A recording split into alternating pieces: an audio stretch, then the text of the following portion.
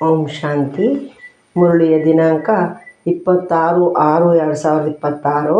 ಪ್ರಾತಃ ಮುರಳಿ ಬಾಪ್ದಾದ ಮಧುಬನ. ತಂದೆ ತಿಳಿಸುತ್ತಾರೆ, ಮಧುರ ಮಕ್ಕಳೇ, ಈ ಪ್ರಪಂಚದಲ್ಲಿ ನಿಷ್ಕಾಮ ಸೇವೆಯನ್ನು ಕೇವಲ ಒಬ್ಬ ತಂದೆಯೇ ಮಾಡುತ್ತಾರೆ. ಉಳಿದಂತೆ ನೀವು ಏನೆಲ್ಲ ಕರ್ಮ ಮಾಡುತ್ತಿದ್ದೀರಿ ಅದರ ಫಲವು ಅವಶ್ಯವಾಗಿ ಸಿಗುತ್ತದೆ. ಪ್ರಶ್ನೆ: ಡ್ರಾಮಾನುಸಾರ ಯಾವ ಮಾತು 100% ನಿಶ್ಚಿತವಾಗಿದೆ? ಯಾವುದರಿಂದ ನೀವು ಮಕ್ಕಳಿಗೆ ಬಹಳ ಖುಷಿಯಾಗುತ್ತದೆ? ಡ್ರಾಮಾನುಸಾರ ಯಾವ ಮಾತು 100% ನಿಶ್ಚಿತವಾಗಿದೆ? ಯಾವುದರಿಂದ ನೀವು ಮಕ್ಕಳಿಗೆ ಬಹಳ ಖುಷಿಯಾಗುತ್ತದೆ? ಉತ್ತರ: ಡ್ರಾಮಾನುಸಾರ ಹೊಸ ರಾಜಧಾನಿಯು ಸ್ಥಾಪನೆಯಾಗುವುದು ನಿಶ್ಚಿತವಾಗಿದೆ. ಶ್ರೀಮತದಂತೆ ನಾವು ನಮಗಾಗಿ ರಾಜಧಾನಿ ಸ್ಥಾಪನೆ ಮಾಡುತ್ತಿದ್ದೇವೆ ಎಂದು ನೀವು ಮಕ್ಕಳಿಗೆ ತಿಳಿದಿದೆ, ಖುಷಿಯಿದೆ.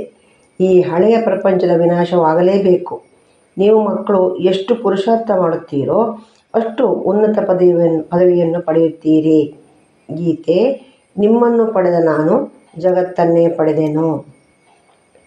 ಮಧುರಾತಿ ಮಧುರ ಅಗಲಿ ಹೋಗಿ ಮರಳಿ ಸಿಕ್ಕಿರುವ ಮಕ್ಕಳ ಪ್ರತಿ ಮಾತೃಪಿತಾ ಬಾಪ್ದಾದಾರವರ ನೆನಪು, ಪ್ರೀತಿ ಹಾಗೂ ಸುಪ್ರಭಾತ. ಆತ್ಮಿಕ ಮಕ್ಕಳಿಗೆ ಆತ್ಮಿಕ ತಂದೆಯ ನಮಸ್ತೆ. ನಾವು ಆತ್ಮಿಕ ಮಕ್ಕಳಿಂದ ಆತ್ಮಿಕ ಮಾತೃಪಿತಾ ಬಾಪ್ದಾದಾರವರಿಗೆ ನೆನಪು, ಪ್ರೀತಿ, ಬೆಳಗಿನ ವಂದನೆಗಳು ಹಾಗೂ ನಮಸ್ಕಾರಗಳು. ಧಾರಣೆಗಾಗಿ ಮುಖ್ಯ ಸಾರ. ಮೊದಲನೇ ಪಾಯಿಂಟು: ತಂದೆಯ ಯಾವ ಯಾವ ಮಹಿಮೆ ಇದೆಯೋ ಅದನ್ನು ಸ್ವಯಂನಲ್ಲಿ ತರಬೇಕು. ತಂದೆಯ ಸಮಾನ ಮಹಿಮಾ ಯೋಗ್ಯರಾಗಬೇಕಾಗಿದೆ. ಪಾರಲೌಕಿಕ ತಂದೆಯಿಂದ ಪವಿತ್ರತೆಯ ಆಸ್ತಿಯನ್ನು ತೆಗೆದುಕೊಳ್ಳಬೇಕಾಗಿದೆ. ಪವಿತ್ರರಾಗುವುದರಿಂದಲೇ ಸ್ವರ್ಗದ ಆಸ್ತಿಯು ಸಿಗುತ್ತದೆ. ಎರಡನೇ ಪಾಯಿಂಟು: ಶ್ರೀಮತದಂತೆ ತಮ್ಮದೇ ತನುಮನ ಧನದಿಂದ ಒಂದು ಆದಿ ಸನಾತನ ದೇವಿ ದೇವತಾ ಧರ್ಮದ ಸ್ಥಾಪನೆ ಮಾಡಬೇಕಾಗಿದೆ.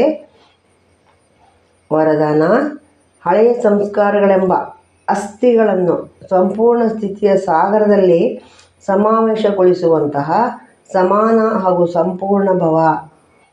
ಹಳೆಯ ಸಂಸ್ಕಾರಗಳೆಂಬ ಅಸ್ಥಿಗಳನ್ನು ಸಂಪೂರ್ಣ ಸ್ಥಿತಿಯ ಸಾಗರದಲ್ಲಿ ಸಮಾವೇಶಗೊಳಿಸುವಂತಹ ಸಮಾನ ಹಾಗೂ ಸಂಪೂರ್ಣ ಭವ.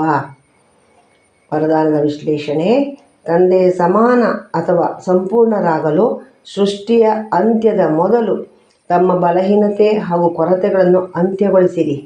ಯಾವುದೇ ಗೊಂದಲದ ಹೆಸರು ಚಿಹ್ನೆಯೂ ಇರಬಾರದು. ಈ ರೀತಿಯಲ್ಲಿ ತಮ್ಮನ್ನು ಉಜ್ವಲಗೊಳಿಸಿರಿ. ಹೇಗೆ ಜನ್ಮದ ಪರಿವರ್ತನೆಯ ನಂತರ ಹಳೆಯ ಜನ್ಮದ ಮಾತುಗಳು ಮರೆತು ಹೋಗುತ್ತದೆಯೋ ಹಾಗೆಯೇ ಹಳೆಯ ಮಾತುಗಳನ್ನು, ಹಳೆಯ ಸಂಸ್ಕಾರಗಳನ್ನು ಭಸ್ಮಗೊಳಿಸಿರಿ. ಅಸ್ಥಿಗಳನ್ನೂ ಸಂಪೂರ್ಣ ಸ್ಥಿತಿಯ ಸಾಗರದಲ್ಲಿ ಸಮಾವೇಶ ಮಾಡಿದಾಗ ಸಮಾನ ಹಾಗೂ ಸಂಪೂರ್ಣರು ಎಂದು ಹೇಳಲಾಗುವುದು.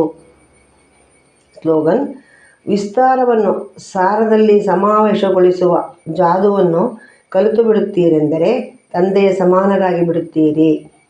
ವಿಸ್ತಾರವನ್ನು ಸಾರದಲ್ಲಿ ಸಮಾವೇಶಗೊಳಿಸುವ ಜಾದುವನ್ನು ಕಲಿತು ಬಿಡುತ್ತೀರೆಂದರೆ ತಂದೆಯ ಸಮಾನರಾಗಿ ಬಿಡುತ್ತೀರಿ. ಅವ್ಯಕ್ತ ಸೂಚನೆಗಳು: ಸದಾ ಹರ್ಷಿತರಾಗಿರಲು ತಮ್ಮ ಸ್ವಭಾವವನ್ನು ಸರಳ ಮಾಡಿಕೊಳ್ಳಿರಿ. ಸಹನಶೀಲರಾಗಿರಿ.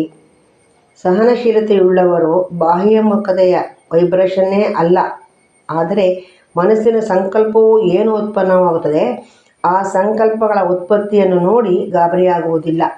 ತಮ್ಮ ಸಹನಶೀಲತೆಯಿಂದ ಎದುರಿಸುತ್ತಾರೆ ಮತ್ತು ಮುಖದಲ್ಲಿ ಸದಾ ಸಂತುಷ್ಟತೆ ಅಥವಾ ಪ್ರಸನ್ನಚಿತ್ತರಾಗಿ ಕಾಣಿಸುತ್ತಾರೆ.